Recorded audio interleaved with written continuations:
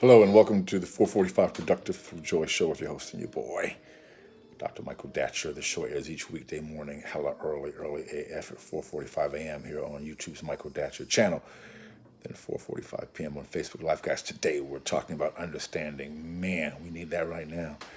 And how having a lifestyle of understanding will certainly enhance your level of productivity. So you can go, if you're new to the show, you can go to productivethroughjoy.com, see about us. We speak to groups, schools, and organizations about being productive through joy. We have an extraordinary series of workshops, webinars, and other offerings that I think you will find efficacious. All right. Let me say a few words about myself for those of you who are new. This is your host and your boy, Dr. Michael Datcher, author of the New York Times bestseller Raising Fences, author of the acclaimed historical novel Americas, author of the Pulitzer Prize-nominated Animating Black and Brown Liberation, A Theory of American Literatures. I am the board president of the World Stage, an extraordinary nonprofit here in Los Angeles' Crenshaw District. My educational background is UC Berkeley.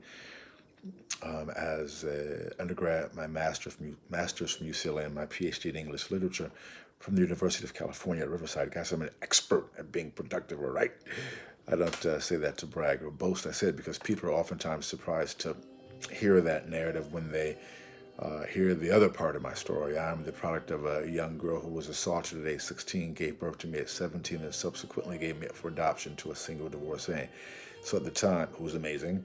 So at the time, there was no biological father, no adopted father. Listen, difficult times for the young MD at his school. Moby famously said, "How you like me now?" Right? And if I can be this productive and be so through joy, we know other people can in their own way. And that is what really inspires this show, because I know it's not where you're from, it's where you're about to go. So thanks for joining us this morning.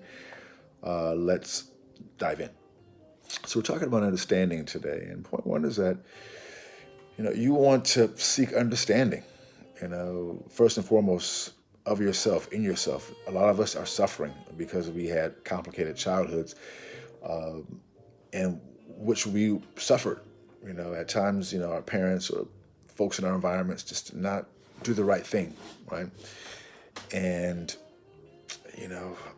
we suffer as adults as a result. It's kind of extraordinary, as a full-fledged adults, how many of us, including me, so much of our childhood trauma has followed us.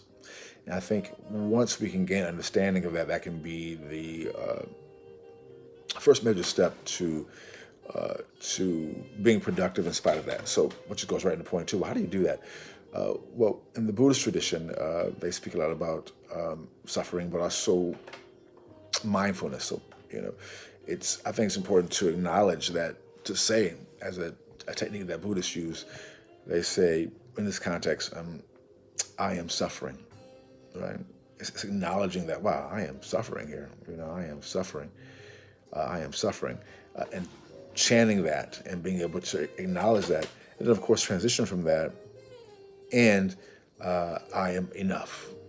I am enough. Despite our suffering, despite the trauma that it's caused, that I am enough to be productive. I'm enough to be loved. I'm enough to be whatever else you need to plug in that particular spot. That's point one. That's just as a practical exercise that can really help you.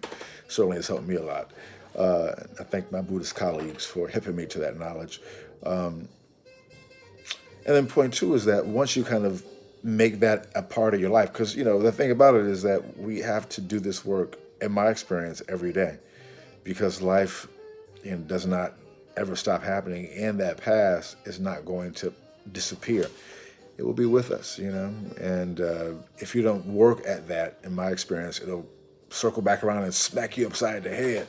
Oops, upside the head. I say oops, upside the head, as the great philosophers, the Gap Band, let us know back in the day. And so, which is point two, you want to practice.